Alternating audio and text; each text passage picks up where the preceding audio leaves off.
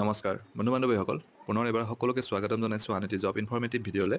আৰু আজিৰ এই এডভাৰটাইজমেণ্টটো আহিছে আসাম ষ্টেট স্কুল এডুকেশ্যন বৰ্ডৰ পৰা য'ত তেওঁলোকে ভালেকেইটামান পদৰ বাবে আবেদন বিচাৰিছে গতিকে আহক পলম নকৰি এই ডিটেইল এডভাৰটাইজমেণ্টখন চাইছোঁ আপোনালোকে স্ক্ৰীনত দেখিছে এডভাৰটাইজমেণ্টখন আৰু ইয়াত মেইনলি তিনিটা বেলেগ বেলেগ কেটেগৰীৰ পোষ্ট আছে প্ৰথমটো পোষ্ট হৈছে জুনিয়ৰ এডমিনিষ্ট্ৰেটিভ এছিষ্টেণ্ট দ্বিতীয়টো হৈছে জুনিয়ৰ এডমিনিষ্ট্ৰেটিভ এছিষ্টেণ্ট কাম প্ৰগ্ৰেম এছিষ্টেণ্ট আৰু তৃতীয়টো জুনিয়ৰ এডমিনিষ্ট্ৰেটিভ এছিষ্টেণ্ট কাম একাউণ্ট এছিষ্টেণ্ট টোটেল 8টা পোষ্ট আছে তিনিটা কেটেগৰী মিলি পেলাই আৰু কন্ট্ৰেকচুৱেল পোষ্ট হয় 11 মান্থছৰ বাবে হ'ব ইনিচিয়েলি কোৱালিফিকেশ্যন তো কোৱাৰ আগতে এজ লিমিটটো মিনিমাম 21 ইয়াৰ্ছ হ'ব লাগিব আৰু মেক্সিমাম 38 ইয়াৰ্ছ ৰিলেক্সেশ্যন থাকিব আপাৰ এজ লিমিটটো এজ পাৰ গভৰ্ণমেণ্ট নৰ্মছ এতিয়া কোৱালিফিকেশ্যনটো চাইছোঁ যিটো প্ৰথমটো পোষ্ট তাৰ বাবে গ্ৰেজুৱেট হ'ব লাগিব যিকোনো ডিচিপ্লিনৰ পৰা গ্ৰেজুৱেশ্যন কৰাসকলে আবেদন কৰিব পাৰিব আৰু গোটেইকেইটা মেট্ৰিক হায়াৰ ছেকেণ্ডাৰী আৰু ডিগ্ৰীতে 50% থাকিব লাগিব আৰু মিনিমাম 6 মান্থছৰ সাৰ্টিফিকেট বা ডিপ্লোমা ইন কম্পিউটাৰ এপ্লিকেশ্যন হ'ব লাগিব আৰু 70% যদি পাইছে গোটেইকেইটা 10 12 আৰু গ্ৰেজুৱেশ্যনত তেনেহ'লে এক্সট্ৰা 5 মাৰ্কছ পাব যদি 80% পাইছে তেনেহ'লে এক্সট্ৰা 10 মাৰ্কছ পাব আৰু যদি এক্সপিৰিয়েঞ্চ আছে তেনেহ'লেও এক্সট্ৰাকে মাৰ্কছ পাব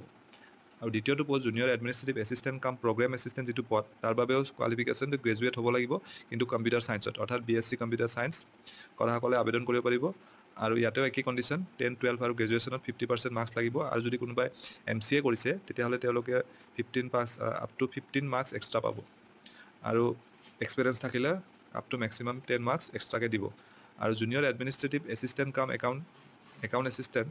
একেই কণ্ডিশ্যন গ্ৰেজুৱেশ্যন কিন্তু ইয়াত কমাৰ্চত গ্ৰেজুৱেট হ'ব লাগিব অৰ্থাৎ BCom পাছ কৰিব লাগিব 50% 10 12 আৰু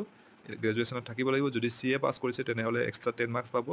আৰু টেলি জনাসকলে এক্সট্ৰা 5 মাৰ্কছ পাব আৰু মিনিমাম 6 মান্থছৰ ডিপ্লোমা বা কম্পিউটাৰ এপ্লিকেশ্যন থাকিব লাগিব চেলাৰী হিচাপত 18,000কে দিব পাৰ মান্থ আৰু অনলাইন যোগে আবেদন কৰিবৰ বাবে sevaonline.org বা asec.assam.gov.in